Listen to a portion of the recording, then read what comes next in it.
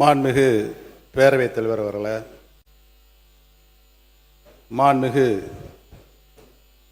எதிர்க்கட்சி தலைவர் அவர்களுக்கும், மாண்புமிகு புதிதாக பொறுப்பேற்றுள்ள மாண்புமிகு முதலமைச்சர் அவர்கள் தலைமையிலான புதிய அரசுக்கும், இங்கே அமர்ந்திருக்கின்ற சக சட்டமன்ற உறுப்பினர்களுக்கும், எங்களின் பேச்சுக்களை கேட்டு ரசிக்க மாடத்தில் வந்து அமர்ந்திருக்கும் பார்வையாளர்கள் அனைவருக்கும் முதற்கண் எனது வணக்கத்தை தெரிவித்துக் கொண்டு எனது உரையை தொடங்குகிறேன்.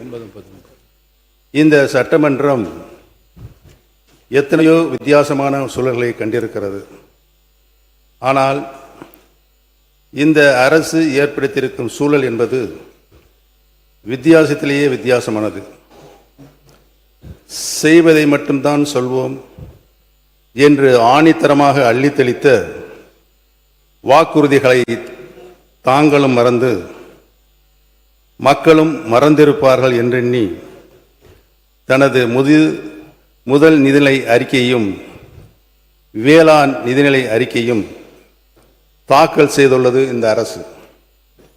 அதிலும் பெயர் மாற்ற பட்டியல் போல் வெளியான இந்த நிதிநிலை அறிக்கை தேர்தலின் போது சொன்ன கஜானா காலி என்ற பிரச்சாரத்தை கேள்விக்குறியாக்கிவிட்டது. இதை பார்த்து ஆச்சரியக்குறியில் கூட விக்கித்து நிற்கின்ற சூழ்நிலை இன்றைக்கு ஏற்பட்டிருக்கிறது. இந்த அரசு ஆட்சி பொறுப்பேற்ற பின் அரங்கேறிய காட்சிகளை நான் திரும்பி பார்க்கிறேன். மாண்புமிகு முதலமைச்சர் அவர்கள் துறை ரீதியான ஆய்வுகளை மேற்கொண்டார்கள். பட்ஜெட்டுக்கு முன்னதாக மீண்டும் ஆய்வு செய்தார்கள். மாண்புமிகு அமைச்சரவை கூட்டம் நடந்தது. அதில் இந்த தேர்தல் அறிக்கையில் சொல்லப்பட்ட வாக்குறுதிகளுக்கான செயல் திட்டம் உருவாக்கப்பட்டுள்ளது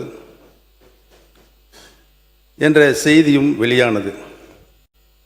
அதற்கு வெற்றி தமிழக திட்டங்கள் என்றெல்லாம் அலங்காரமாய் பெயர் சூட்டப்பட்டு அறிக்கைகளாகவும் வெளிவந்தது. ஆனால் இப்போது தாக்கல் செய்யப்பட்டுள்ள நிதிநிலை அறிக்கையோ ஏமாற்றத்தின் வடிவமாக இருக்கிறது.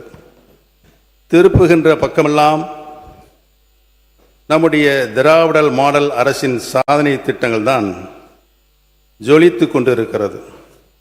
மக்கள் மனதில் நிலை கொண்டுள்ள எங்கள் தலைவர் முத்துவேல் கருணாநிதி ஸ்டாலின் அவர்கள் உருவாக்கிய திட்டங்களே புது உருகொண்டு நிற்கின்றன.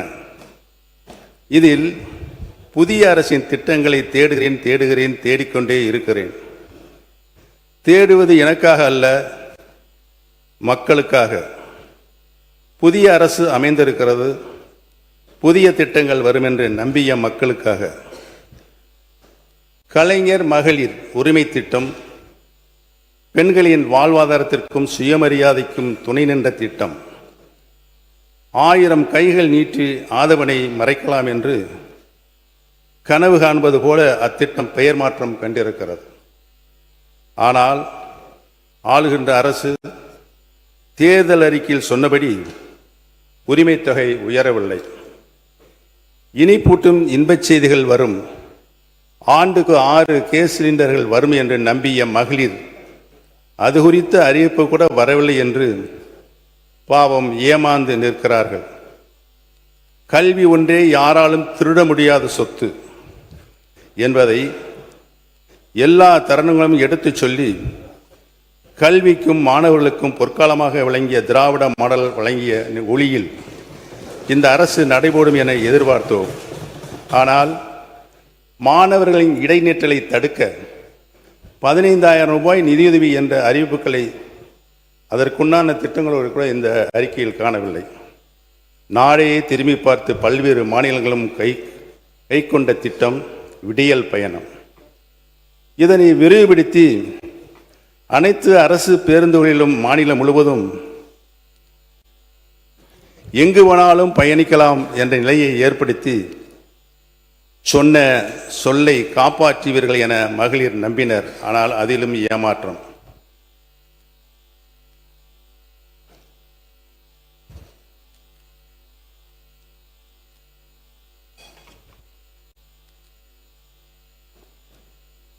இந்த பேரவையில் நான் ஒழித்துக் கொண்டிருக்கிறேன்.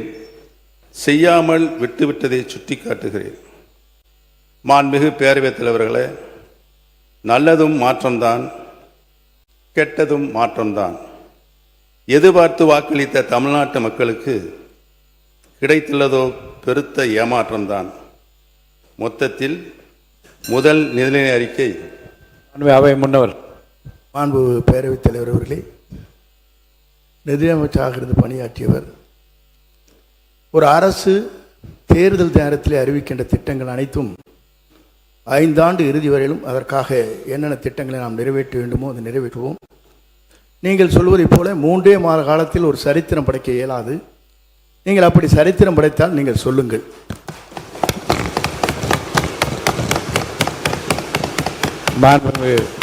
உறுப்பினர் சொல்லுங்கள். நீங்க பேசலாம். மாண்புமிகு பேரவைத் தலைவர் அவர்களே, மாண்புமிகு அமைச்சர் அண்ணன் செங்கோட்டையன் அவர்கள் நன்றாகவே தெரியும் அனைவருக்கும். தேர்தல் அறிக்கையில் சொல்லப்பட்ட வாசகங்களை, வாக்குறுதிகளை இந்த அரசு பொறுப்பேற்றிருக்கின்ற புதிய அரசு, முதல் முறையாக பொறுப்பேற்றிருக்கின்ற அரசு தங்களது தேர்தல் அறிக்கையினை தங்களுடைய முன்னோடி திட்டமாக இந்த சட்டமன்றத்தில் கூட அறிவித்திருக்கலாம். அதை கூட அறிவிக்கவில்லை என்பதுதான் எங்களின் வாதமாக இருக்கிறது. தமிழகத்தின் மக்கள் இன்று ஏமாந்து நிற்கின்றார்களே, அவருடைய எண்ணங்களின் வடிவமாக இருக்கிறது என்பதை தெரிவித்துக் கொள்கிறேன். இந்த நிதிநிலை அறிக்கை என்பது முதல் ஏமாற்றம். பேரவைத் தலைவர் அவர்களே, தமிழகமே பாராட்டி கொண்டிருக்கிற ஒரு தூய ஆட்சியை பற்றி ஏமாற்றத்தை உருவாக்குகிற ஆட்சி என்று நீங்கள் குறிப்பிடுவது வேடிக்கையாக இருக்கிறது. நீங்கள் இடம் மாறி இருக்கிறீர்கள், பரவாயில்லை. அதற்காக இவ்வளவு துதிபாட வேண்டிய அவசியம் இல்லை.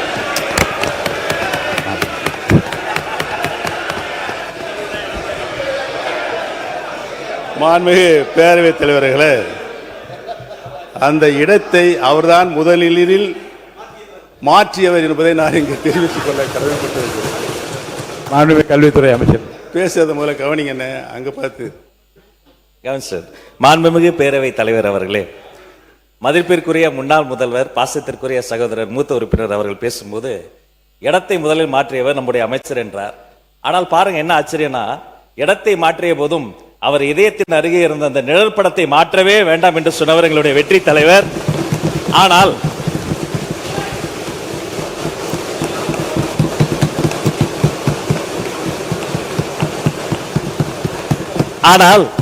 அண்ணனுடைய பாக்கெட்டை பார்க்கிற பொழுது இடமும் மாறி இருக்கிறது, இதயமும் மாறி இருக்கிறதோ என்று தோன்றுகிறது. பேரவைத் தலைவர் அவர்களே,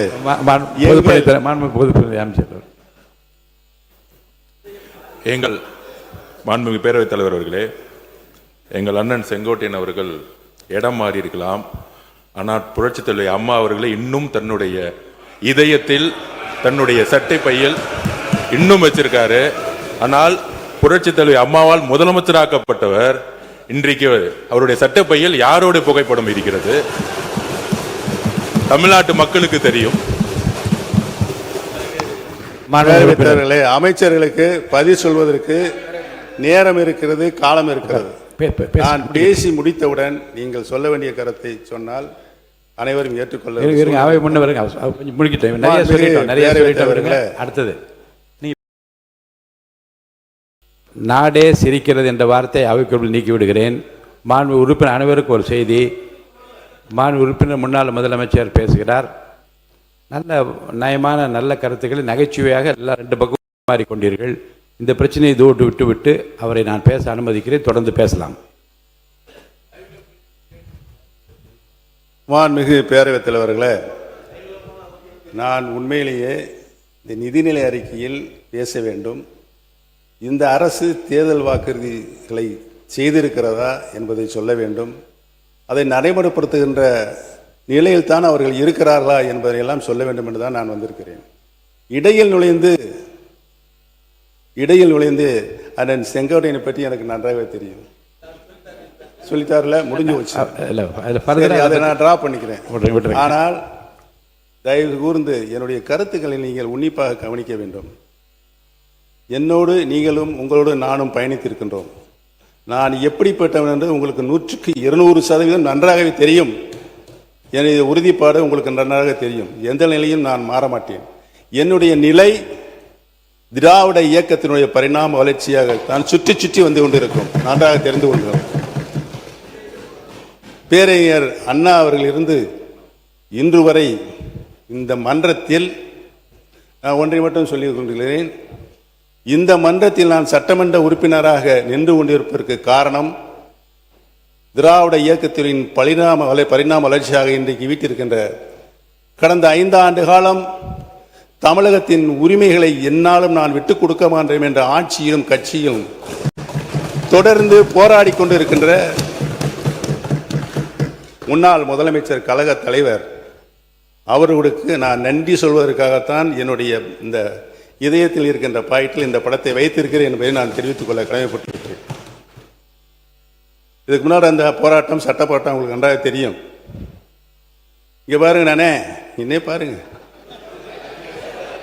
மாணவ உறுப்பினர் என்ன பர்சனலா உள்ள வேண்டாம், தயவுசெய்து என்னை பார்த்து கருத்து மட்டும் நீங்க சொல்லுங்க. நான் அலோவ் பண்றேன். அமைச்சர்கள் படத்தை வைத்திருக்கிறீர்கள் என்று கேட்பதெல்லாம் தவறு இல்லை. நீங்க இல்ல தவறு இல்ல, அதை யதார்த்தமாக எடுத்துக்கொண்டு நீங்களும் சொன்னீர்கள், அவர்களும் சொன்னார்கள். அதோடு அந்த பிரச்சனை முடிந்து விட்டது. உட்காருங்க. ஆமா, என்னை பொறுத்தவரையிலும் உங்கள் படத்தை பற்றி நான் பேசவில்லை. நீங்கள் பேசியிருப்பதுதான் கொச்சையாக இருக்கிறது. நான் ஒன்று சொல்ல வேண்டும் என்று சொன்னால், படத்தை வைத்துக் கொண்டு ஏமாற்றாதீர்கள் என்று சொல்வது வேடிக்கையாக இருக்கிறது. நீங்கள் இல்ல வேடிக்கையாக இருக்கிறது. இல்ல நீங்க கேட்கணும், இருங்க. இல்ல அதை சொல்ல எப்படி இருக்க முடியும்? நான் எங்க ஏமாத்துறேன், அப்புறம் அவர் ஏமாத்துற நிறுத்துமா? மாண்பு அவை பர்சனலா விடுங்க. ஆமா, இல்லை இருங்க. பாருங்க, இரு பக்கம் சொல்லப்பட்ட கருத்துக்களை நகைச்சுவையாகவும் நயமான கருத்துக்களாகவும் அவை எடுத்து அதோட விட்டுருங்க. அது போதும், அது கூட போதும்.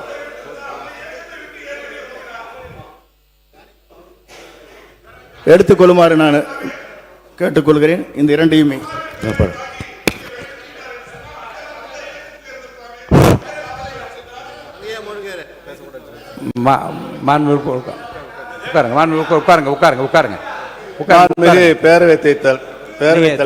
தொடர்ந்து பேசுங்க. நீங்க இந்த முதல் ஏமாற்றத்தை எங்களுக்கு ஏன் தந்தீர்கள் என்று இந்த அரசை பார்த்து மகளிரும் புலம்புகிறார்கள், இளைஞரும் புலம்புகின்றனர். அவர்களை பார்த்து கண்ணீரோடு நிற்கும் விவசாயிகள் தனது ஏமாற்றத்தை வாய்விட்டு சொல்ல முடியாமல் தவித்துக் கொண்டிருக்கிறார்கள். எப்படி சொல்வார்கள்? பாவம், காவிரி காய்ந்து கிடக்கிறது, மேகதாது அணை கட்டியே தீரும் என கர்நாடகம் ஒற்றை காலில் நிற்கிறது. இதற்கெல்லாம் தீர்வு காண வேண்டிய அரசோ பயிர்க்கடன் தள்ளுபடியிலும் சொன்னதை செய்யாமல் ஏமாற்றத்தை வழங்கி இருக்கிறது. போதா குறைக்கு நெல் டன்னுக்கு 3500 ரூபாய் மொத்தமாகவும், கரும்புக்கு 4500 ரூபாய் குறைந்தபட்ச ஆதார விலை கிடைக்கும் என்று நம்பி ஏமாந்த நிலையில் தங்களது ஏமாற்றங்களை சொல்ல வார்த்தைகளின்றி விவசாயிகள் இன்றைக்கு கண்ணீர் வெடித்து அழுகின்றனர். காக்கி சட்டை அணிந்த சகோதரர்கள் காவலர்களோ தங்களது அடிப்படை சம்பளம் மாதம் 18,200 ரூபாயிலிருந்து 25,000 ரூபாயாக உயரும் என்று நம்பி ஏமாந்து நிற்கின்றனர். பட்ஜெட் பக்கங்களை எல்லாம் புரட்டி புரட்டி தேடினாலும் பழைய ஓய்வூதிய திட்டத்தை செயல்படுத்துவதற்கான நடவடிக்கைகளை காணவில்லை என நமது இந்த அரசுக்கு அச்சாணியாக விளங்கிக் கொண்டிருக்கின்ற அரசு ஊழியர்கள் ஏமாந்து நிற்கின்றனர். 5 ஆண்டுகள் பணிமுடித்த செவிலியர்கள், தற்காலிக ஆசிரியர்கள் பணி நிரந்தரம் செய்யப்படும் என நம்பினர். ஆனால் அதற்கான எந்த அறிவிப்பும் வந்து சேராதால் அவர்களும் ஏமாந்து நிற்கின்றனர்.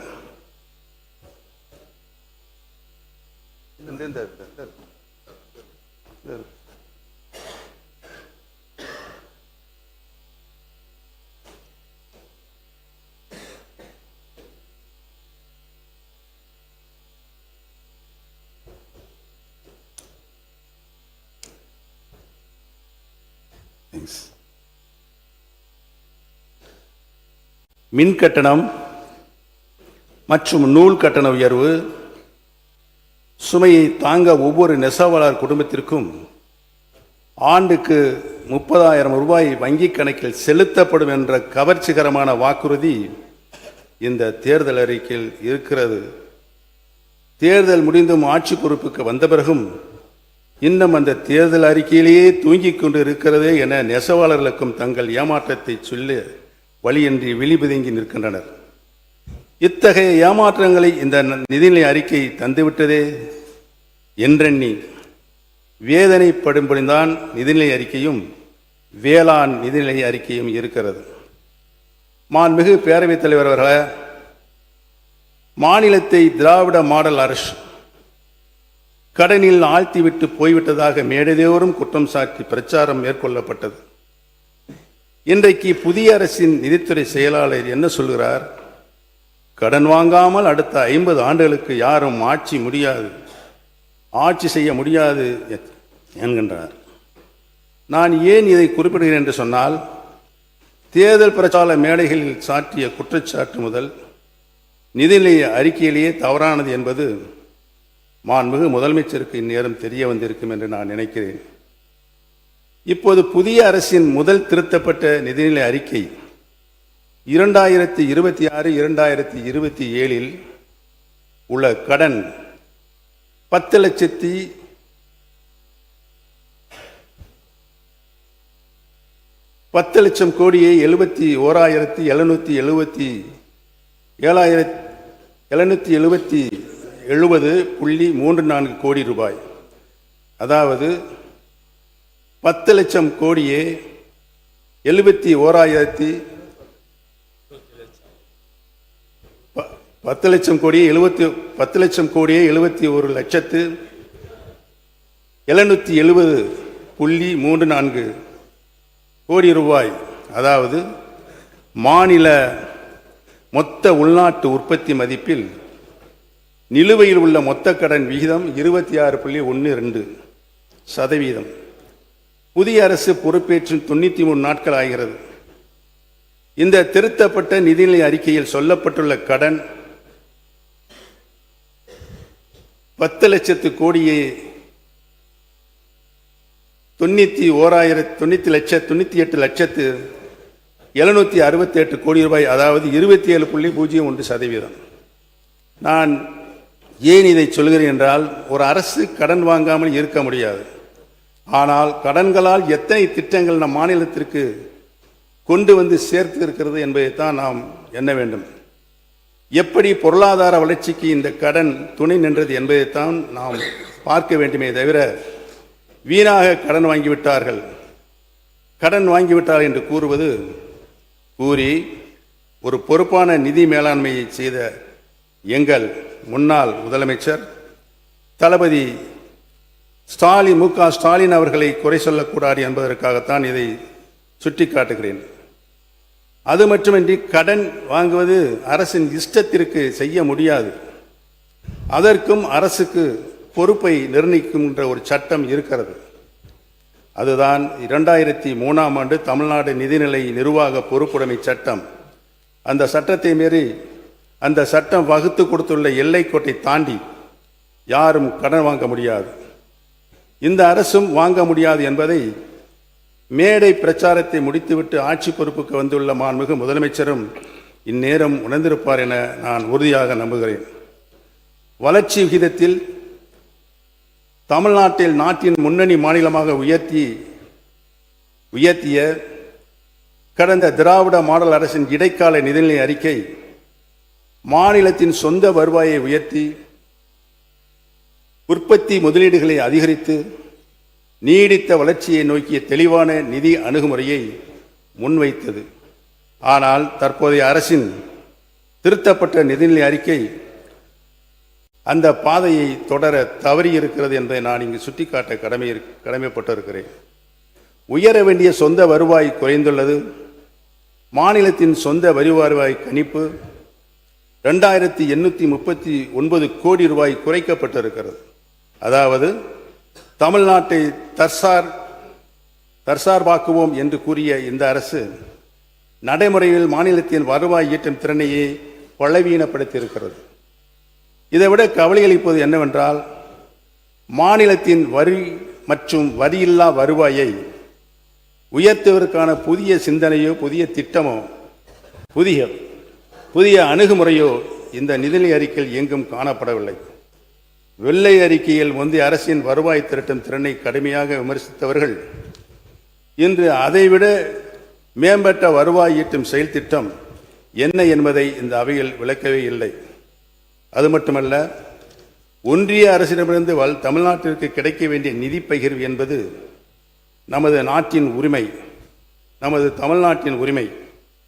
நமது மக்கள் கட்டும் வரிப்பணத்திற்கான உரிய பங்கைத்தான் நாம் தொடர்ந்து கேட்கின்றோம். நிதி பகிர்வும் அதிகார பகிர்வும் திராவிட முன்னேற்ற கழகம் தொடர்ந்து முன்வைத்து வரும் உயிர்கொள்கைகள்.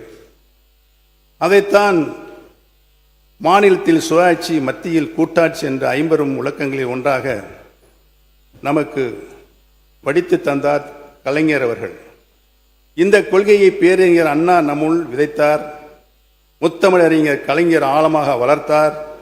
திராவிட நாயகர் முத்துவேல் கருணாநிதி ஸ்டாலின் அதற்காக சமரசமின்றி தொடர்ந்து போராடி கொண்டு வருகிறார். மாநிலத்திற்குரிய நிதி பகிர்வு கிடைக்க வேண்டும் என்று எங்களது தலைவர் தொடர்ந்து குரல் கொடுத்து வருகிறார்கள். ஆனால் இந்த நிதி பகிர்வு போதுமானதாக இல்லை என்ற உண்மையை கூட இந்த அரசின் நிதிநிலை அறிக்கையில் சுட்டிக்காட்டவில்லை. மொத்த வருவாய் உயர்வு மாநிலத்தின் முயற்சியால் அல்ல, ஒன்றிய அரசிடமிருந்து எதிர்பார்க்கப்படும் கூடுதல் மானியங்களால் ஏற்பட்டுள்ளது. அந்த மானியங்களும் முந்தைய திமுக அரசு தொடர்ந்து வலியுறுத்தி போராடி பெற்ற தமிழ்நாட்டின் உரிமை தொகைகளை என்பதை அழுத்தமாக பதிவு செய்ய விரும்புகிறேன்.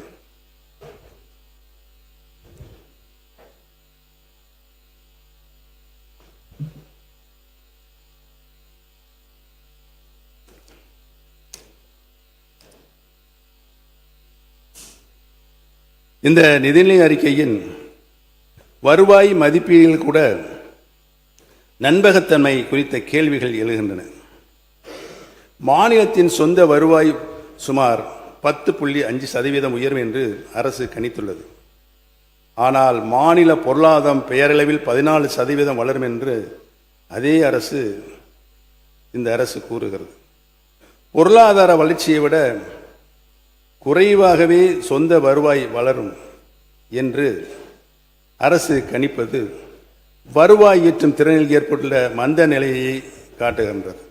மேலும் கடந்த ஆண்டில் இருந்த 17.4% வருவாய் வளர்ச்சியை விட இந்த ஆண்டின் கணிப்பு குறைவாகவே உள்ளது. எனவே இந்த வருவாய் மதிப்பீடுகளின் நம்பகத்தன்மை பற்றிய சந்தேகம் எழுகிறது.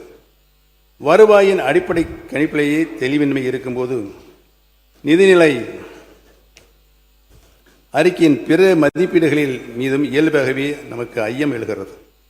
எதிர்கால வளர்ச்சிக்கான மூலதன முதலீடுகள் குறைக்கப்பட்டிருப்பதும் நமக்கு மிகுந்த கவலை அளிக்கின்றது. ஆறுகள் இணைப்பு, மெட்ரோ விரிவாக்கம், AI நகரம், தொழிற்பூங்காக்கள் என பல அறிவிப்புகள் வெளியிடப்பட்டிருந்தாலும் மூலதன செலவினம் ரூபாய் 2577 கோடி குறைக்கப்பட்டுள்ளது. அறிவிப்புகள் அதிகம், ஆனால் செயலாக்கத்திற்கான முதலீடு குறைவு என்பதே இந்த நிதிநிலை அறிக்கையுடைய உண்மை முகம். மூலதன முதலீட்டு செலவுகள் குறைக்கப்பட்டிருக்கும் போது, மூலதன செலவீட்டு செலவுகள் குறைக்கப்பட்டிருக்கும் போது அரசு ஏன் அதிகமாக கடன் வாங்குகிறது என்ற கேள்வியும் தவிர்க்க முடியாததாக இருக்கிறது. திமுக உருவாக்கிய நிதி ஒழுங்கின் பலனை மட்டுமே தற்போதைய அரசு பயன்படுத்தியுள்ளது. நிதி பற்றாக்குறை 3% என்ற இலக்கை தக்க வைத்திருப்பதற்கு காரணம்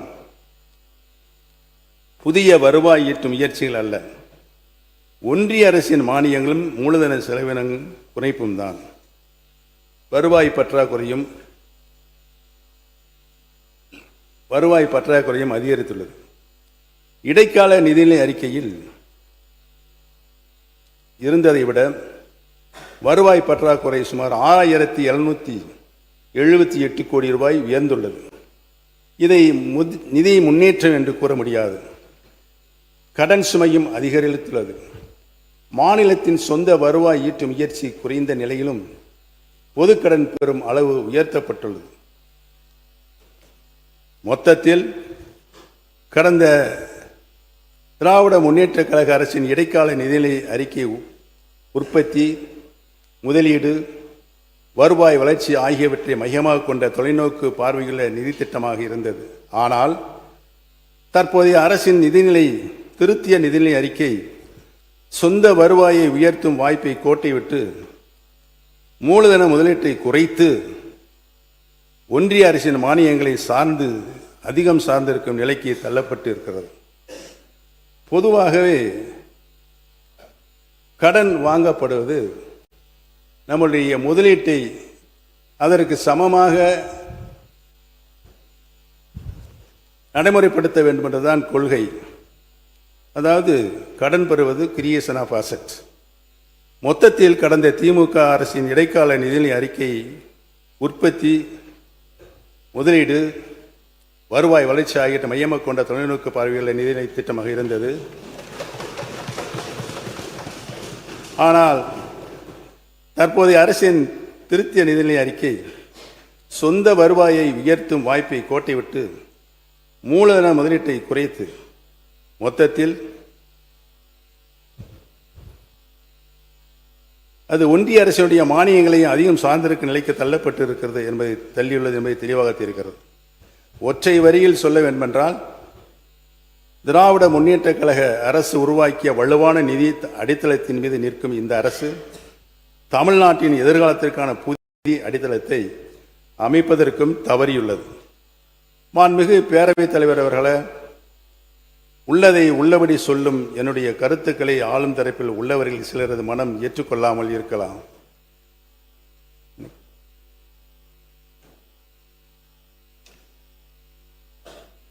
பலரது மனம் ஏற்றுக்கொண்டாலும் அதை வெளிப்படுத்த தயங்கலாம்.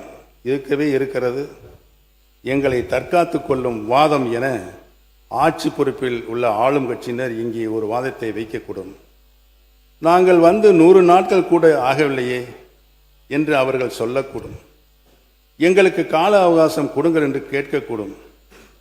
அவர்களின் கோரிக்கையை நான் எதிர்க்கவில்லை. ஆனால் உள்ளதை உள்ளபடி சொல்ல வேண்டுமல்லவா? ஒரு செயலை ஒருவர் செய்ய வேண்டுமென்றால் முதலில் அவரிடம் அதற்கான முனைப்பு இருக்க வேண்டும். இந்த ஆட்சி ஏற்பட்ட பிறகு ஆளுநர் உரை நிகழ்ந்துவிட்டது, நிதிநிலை அறிக்கை தாக்கலாகிவிட்டது, வேளாண் நிதிநிலை அறிக்கை வாசித்தாகிவிட்டது. ஆனால் இவற்றில் எங்காவது ஆளும் அரசின் தேர்தல் அறிக்கைகளை நிறைவேற்றுவதற்கான அறிகுறிகள் தென்படுகிறதா?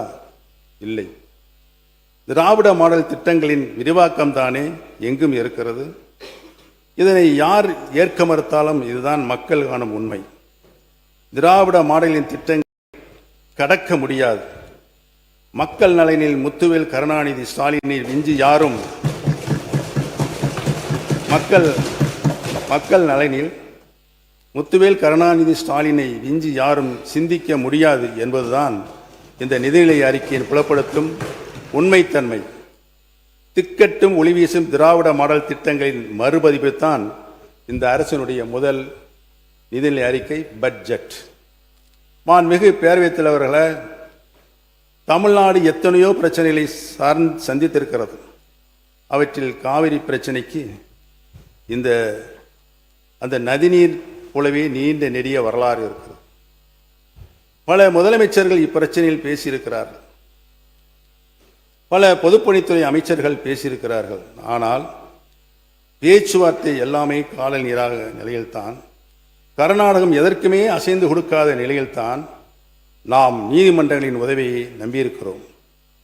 முதலில் அண்டை மாநிலம் அன்போடு பேச வேண்டும், இரு மாநில மக்களும் சுமூக சூழ்நிலையில் பிரச்சனைக்கு தீர்வு காண வேண்டும் என முழு முயற்சி மேற்கொண்டது திராவிட முன்னேற்ற கழகம்தான். இங்கே கூட மாண்புமிகு முதலமைச்சர்கள் பேசும்போது 1969 என்று ஒரு ஆண்டை நினைவுபடுத்தினார். அந்த ஆண்டில் இருந்த கலைஞர் பிறந்த அதே 1924 ஆண்டில்தான் இந்த காவிரி ஒப்பந்தமும் போடப்பட்டது என்பதை நான் இங்கு சுட்டிக்காட்ட கடமைப்பட்டிருக்கிறேன். இப்பிரச்சனையில் முதலில் பொதுப்பணித்துறை அமைச்சராக இருந்த அவர்தான் காவிரி பிரச்சனை குறித்து அப்போதைய கர்நாடக முதலமைச்சர் வீரேந்திர பாட்டீலுடன் பேச்சுவார்த்தையை துவங்கியவர் என்பதை இந்த அவையிலே ஆழமாக பதிவு செய்ய விரும்புகிறேன். இப்படி மக்கள் தலைவர் எம்ஜிஆர், மாண்புமிகு அம்மா அவர்கள் ஆகியோரும் நேரடியாக கர்நாடகருடன் பேசினார்கள். பிறகு உச்சநீதிமன்றே உத்தரவிட்டும் பேசினார்கள். ஆனால் தமிழ்நாட்டின் நீர் உரிமையை, நம் விவசாயிகளின் உரிமையை பற்றி கர்நாடக அரசு ஒரு சுமூகமான மனநிலையில் பேச முன்வராத காரணத்தினால்தான் நாம் பேச்சுவார்த்தை என்பதை விட்டு நடுவர் மன்றம், உச்சநீதிமன்றம் என்று நாடத் தொடங்கினோம்.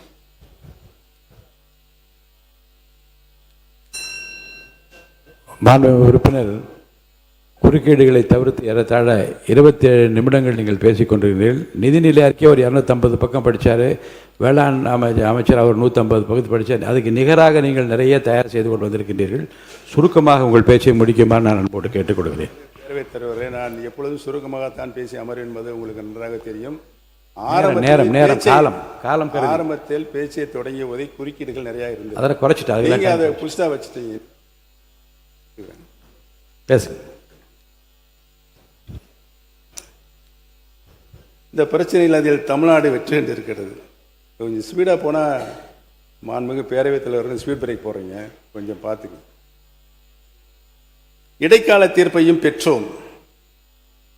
அதை செயல்படுத்த பிரதமர் தலைமையிலான ஆணையத்தையும் பெற்றோம். பிறகு நடுவர்மன்றத்தின் இறுதி தீர்ப்பையும் நாம் பெற்றோம். அதை உச்ச நீதிமன்றமே உறுதி செய்தது. அதற்கு உச்ச நீதிமன்றத்தினுடைய இறுதி தீர்ப்புக்கும் அரசாணையும் பெற்றோம். தீர்ப்பை செயல்படுத்த ஒரு திட்டத்தையும் பெற்றோம்.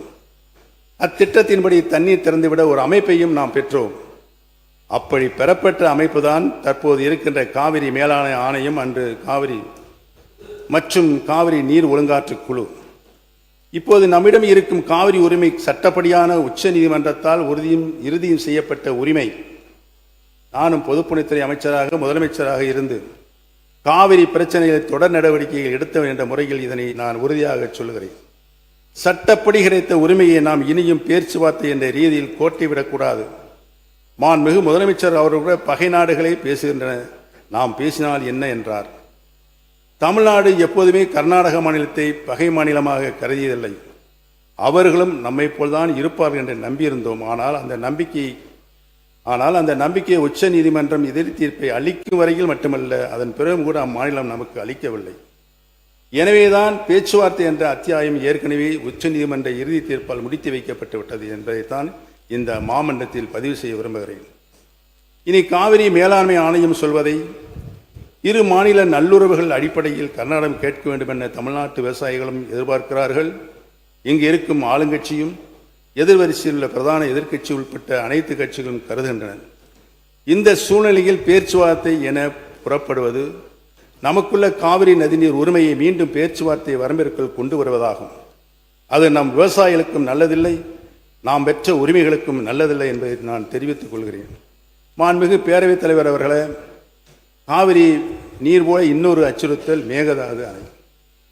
இந்த அணையை கட்ட இதுவரை ஒன்றிய அரசு அனுமதி கொடுக்கவில்லை. இங்கே ஆட்சி பொறுப்பில் இருந்த திராவிட முன்னேற்ற கழகமாக இருந்தாலும்,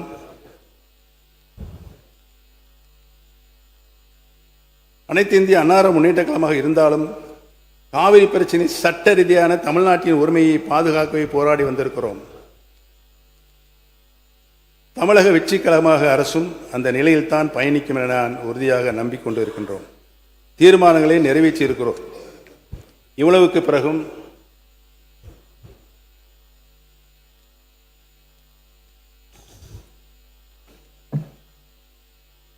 இவ்வளவுக்கு பிறகு கர்நாடக மாநில மேகதாது அணை கட்ட விரிவான திட்ட அறிக்கையை தயாரிக்கலாம் என 2018 ஒன்றிய நீர்வளத்துறை ஆணையம் அனுமதி அளித்தது. ஆனால் அது பிளாங்கட் பெர்மிஷன் அல்ல, 3 நிபந்தனைகளை விதித்தது.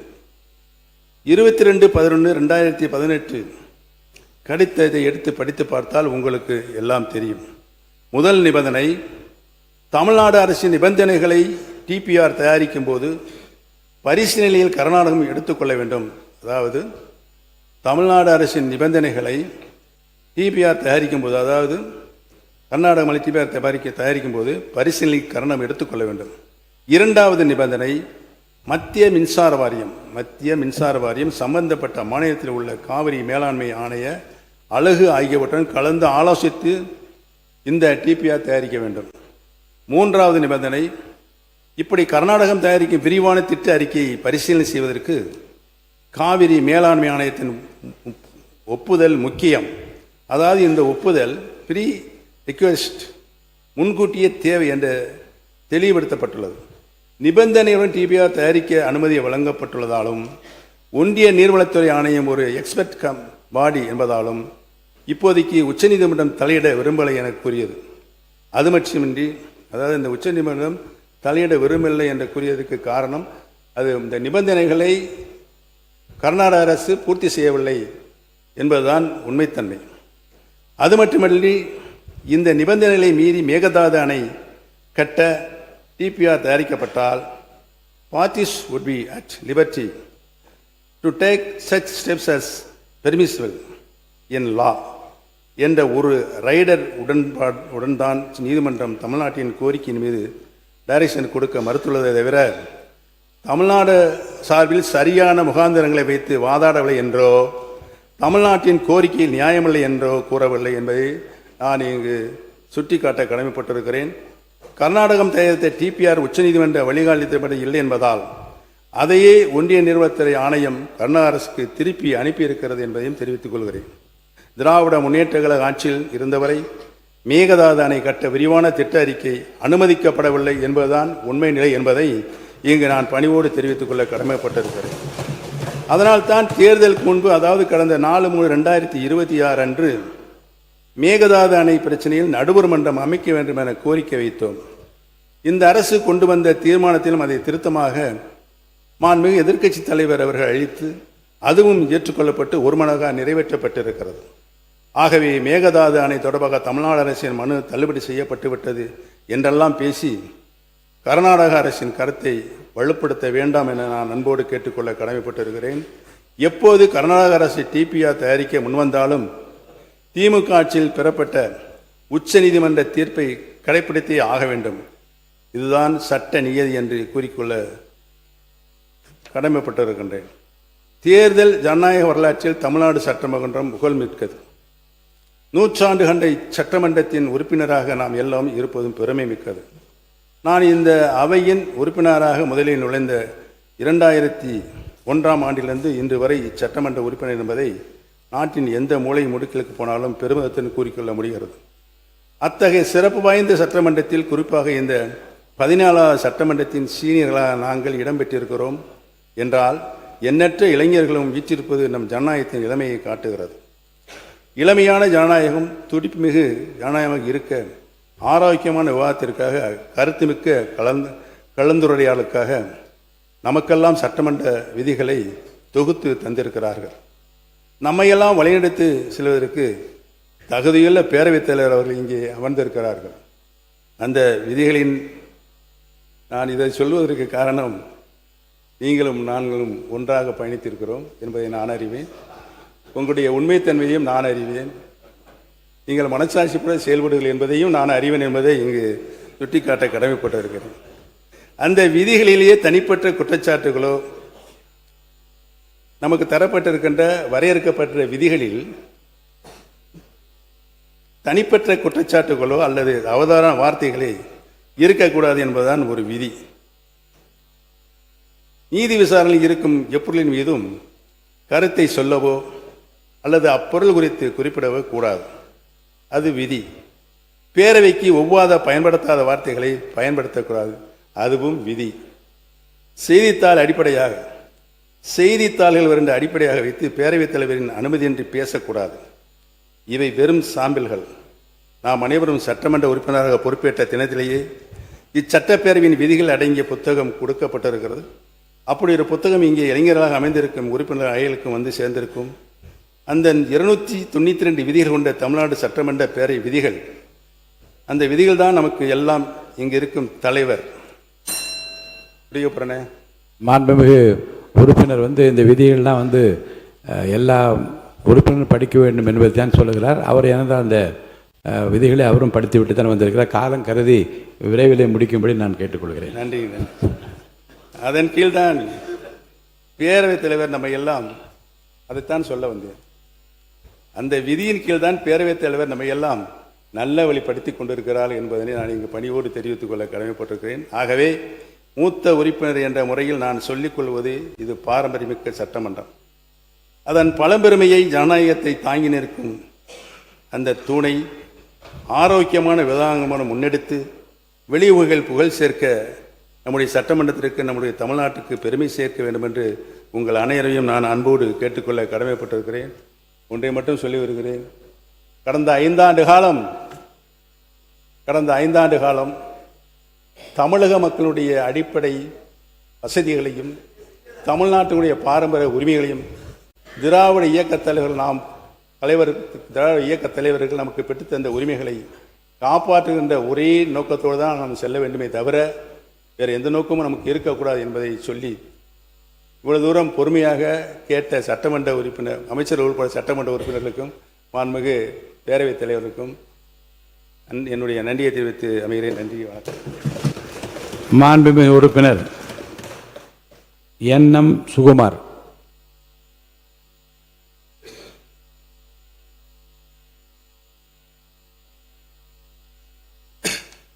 மாண்புமிகு பேரவைத் தலைவர் அவர்களே, முறை செய்து காப்பாற்றும் மன்னவன் மாண்புமிகு நிதி அமைச்சர். மாண்புமிகு பேரவைத் தலைவர் அவர்களே, former chief minister, former finance minister அவங்க இங்கே கிரெடிபிலிட்டி பற்றி சொல்லியிருந்தாங்க. அவங்களுக்கு ஒரு இன்ஃபர்மேஷன், அவங்க காலத்தில் அவங்க ப்ரெசன்ட் பண்ண 2021-22 ஸ்டேட் ஓன் டேக்ஸ் ரெவென்யூவில் இந்த மாமன்றத்தில் அவங்க சப்மிட் பண்ணது 1,35,641 கோடி ரூபாய் என்று சொல்லியிருக்கிறீங்க. ஸ்டேட் ஓன் டேக்ஸ் ரெவென்யூ நீங்கள் ஃபினான்ஸ் மினிஸ்டராக இருக்க பார்த்து நீங்கள் ப்ரெசன்ட் பண்ண அந்த இன்ட்ரீம் பட்ஜெட்டில் இங்கே தாக்கல் பட்டது. அதுக்கு அடுத்த வந்த government, DMK government, honourable former finance minister அவர்கள், பிடிஆர் அவர்கள் அவங்க சப்மிட் பண்ணதில் ரிவைஸ் பட்ஜெட் எஸ்டிமேட்டில் 21-22 ஆண்டில் 1,26,644. அப்போ நீங்கள் சப்மிட் பண்ணது 1,35,641. தென் ஃபார்மர் ஃபினான்ஸ் மினிஸ்டர் அவர்கள் 1,26,644. 8,997 கோடி டிஃப்ரென்ஸ் இருக்குது. கிரெடிபிலிட்டி பற்றி சொல்கிறீங்க, அதனால் இந்த பாயிண்ட் உங்களுக்கு சொல்கிறேன். அங்கேயே டிஃப்ரென்ஸ் இருக்குது. அது மட்டும் இல்லாமல் இந்த டிஎம்கே when they left அவங்க சப்மிட் பண்ண இன்ட்ரீம் பட்ஜெட்டில் ஸ்டேட் ஓன் டேக்ஸ் ரெவென்யூ 2,29,579 கோடி ஸ்டேட் ஓன் டேக்ஸ் ரெவென்யூ சொல்லியிருக்காங்க. ஆனால் அதுக்கு முன்னாடி ஆக்சுவல் 2025-26 ஆக்சுவல்ஸ் அவங்க சப்மிட் பண்ணதில் 1,92,493 கோடி. 8% இருந்தது அந்த 2025-26. இன்ட்ரீம் பட்ஜெட்டில் before the left the government 19% jump கொடுத்துட்டு போயிருக்காங்க. 1,92,493 19% எக்ஸீடிங்காக இருக்குது. 2,29,579 crores. இப்போ நாங்கள் ரிவைஸ் பட்ஜெட்டில் சப்மிட் பண்ணது பிஸ்னஸ் ஆஸ் யூஷுவல் அப்படின்றது 11% நாங்கள் தாக்கல் பண்ணியிருக்கிறோம். அதாவது 2,14,990 rupees, 90 crores அந்த அடிப்படையில் நாங்கள் சப்மிட் பண்ணியிருக்கிறோம். நாங்கள் ஹானஸ்டாக டிரான்ஸ்பரண்ட்டாக இருக்கணும்னு சொல்லிட்டு பிஸ்னஸ் ஆஸ் யூஷுவல் இதில் கொடுத்துருக்குறோம். ஜம்ப் பண்ணி நாங்கள் கொடுக்கல. 8%ன்றது 19% ஹியூஜ் க்ரோத்து. டிரான்ஸ்பரண்ட்டாக இருக்கிறதுனால ஹானஸ்ட்டாக நாங்கள் சப்மிட் பண்ணியிருக்கோம். For your information. தேங்க்யூ. மாண்புமிகு உறுப்பினர் சுகுமார். மாண்புமிகு பேரவைத் தலைவர் அவர்களே, முறை செய்து காப்பாற்றும் மன்னவன் மக்களுக்கு இறை என்று வைக்கப்படும். நீதி முறைப்படி ஆட்சி செய்து மக்களை தீங்கிலிருந்து பாதுகாக்கும் அரசன் மனித பிறவியாக இருந்தாலும் மக்களுக்கு கடவுளாக மதிக்கப்படுவான் என்ற குரலுக்கு ஏற்ப செயல்பட்டு வரும் மாண்புமிகு முதல்வர் அவர்கள், எங்களுக்கெல்லாம் முகமும் முகவரியும் கொடுத்த எங்கள் தலைவர் பெயரிலேயே வெற்றியை கொண்டிருக்கின்ற மாண்புமிகு முதலமைச்சர் அவர்களே, மற்றும்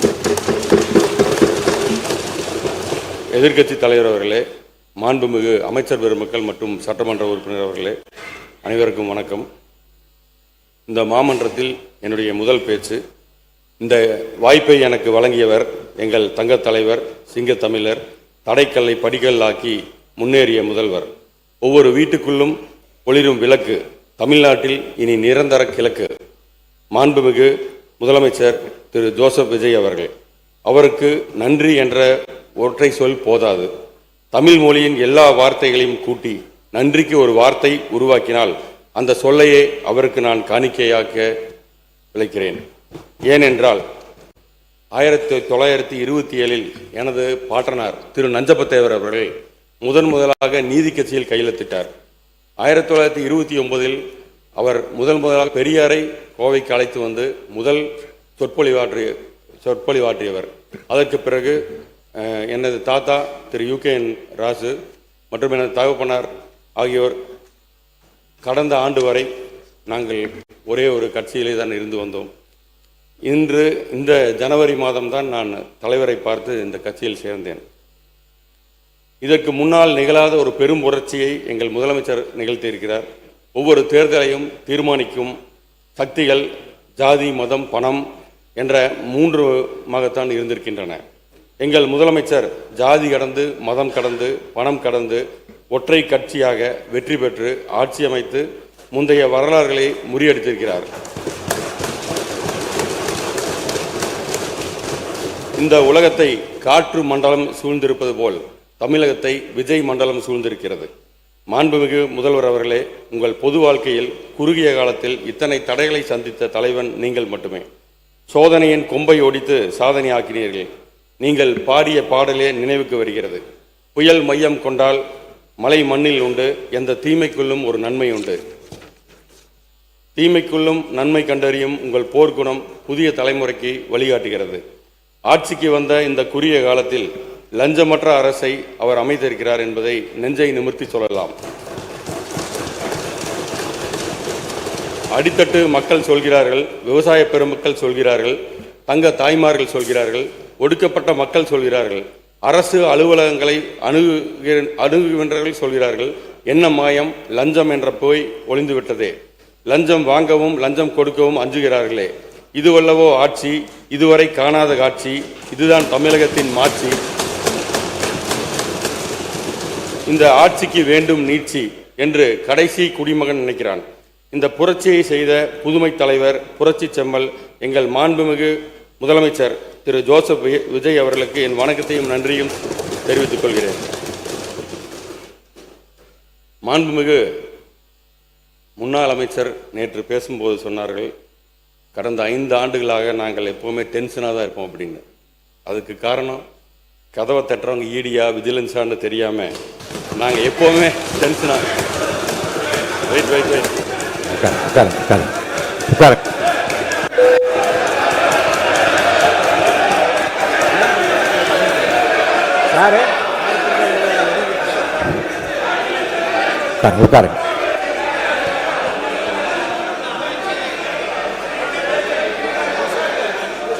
இது எனது முதல் பேச்சு.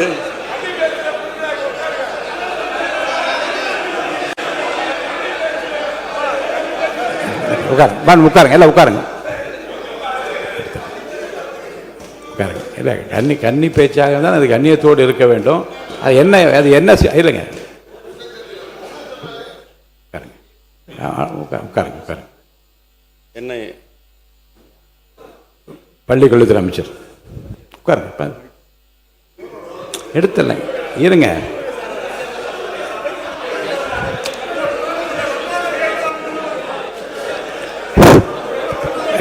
மாண்புமிகு பேரவை தலைவர் அவர்களே, எதிர்கட்சி தோழர்களுக்கு ஒன்று சொல்லுகிறேன். அவர் கன்னி பேச்சை இப்போது பேசுகிறார். சூலூர் சட்டமன்ற உறுப்பினர், அவர் பேச்சில் ஆட்சேபனை இருந்தால் பேரவை தலைவர் அவர்கள் அதை ஆய்வுக்குட்படுத்தி பின்னர் பேரவை தலைவர் ஒரு நல்ல முடிவை தெரிவிக்கப் போகிறார். இது உங்களுக்கும் அந்த தெரியும். வார்த்தை அவர் இருங்க, உட்காருங்க. அவர் பேசிய அந்த சொற்றொடர் மட்டும் நீக்கப்படுகிறது. தொடர்ந்து பேசுங்க, உட்காருங்க, தொடர்ந்து பேசுங்க. நீக்கியாச்சு, உட்காருங்க. அங்கிருந்து பேசாதீங்க, கை நீட்டி பேசாதீங்க, உட்காருங்க, தயவுசெய்து உட்காருங்க. மாண்பு உறுப்பினர். மாண்புமிகு பேரவைத் தலைவரே, இந்த லைவுக்கு முன்னால் அதுக்கு முன்னால் இது மாதிரி பேசினாக்கா பேரவைத் தலைவர்கள் அறைக்கு சென்று டெக்ஸ்டை படிச்சுட்டு எதை நீக்கலாம் எதுன்ற நிலைமைன்றது ஏற்கனவே. அப்பொழுது பத்திரிகை நண்பர்களும் அதை வெளியிட மாட்டாங்க. இப்போ அப்படி இல்லை, இப்போ உங்களுடைய கட்டுப்பாட்டில் இது லைவில் போகுது எல்லாமே. உடனுக்குடன் அப்பயே தீர்வு கண்டால்தான் இதற்கு ஒரு முடிவு வரும் மொழியை நீங்கள் பின்னாலன்ற முறை கொஞ்சம் மாற்றிக்கணும். நான் உங்களை ஆர்டர் போடுறதுக்கு எனக்கு அதிகாரம் இல்லை. ஏன்னா இந்த சட்டமன்றம் உங்களுடைய கட்டுப்பாடு தெரியும். தகவலாக உங்களுக்கு நான் சொல்கிறேன், அப்பப்பொழுது முடிவெடுத்துறது தான் சரியாக இருக்க மொழி. அது பின்னால் இருந்தாக்கா அது சரியாக வராது. இப்போது நீக்கப்பட்டிருக்கிறது. பொதுவாக நான் ஒன்று சொல்ல விரும்புகிறேன். பேச வந்த உறுப்பினர் இந்த பக்கமாக இருந்தாலும் சரி, அந்த பக்கமாக இருந்தாலும் சரி, கண்ணியத்தோடையும் சட்டப்பேரவையில் என்னென்ன வார்த்தைகளை நான் பிரயோகிக்கணும், இந்த வார்த்தைகள் மட்டும் நீங்கள் தேர்ந்தெடுத்து வார்த்தை பிரவார்த்தை மற்றவர்களை புண்படுத்தாமல், என்று அவர்கள் சொன்னபடி இது லைவாக உலகம் முழுவதும் இன்றைக்கு பார்த்து கொண்டிருக்கு. யார் எப்படி என்று நன்கு அறிந்து கொள்ள மக்களும் விரும்புகிறார்கள். அந்த வகையில் அனைத்து உறுப்பினர்களும் அந்த கண்ணியத்தை கடைபிடிக்குமாறு நான் கேட்டுக்கொள்கிறேன். உறுப்பினர் தொடர்ந்து சுகுமார் பேசலாம்.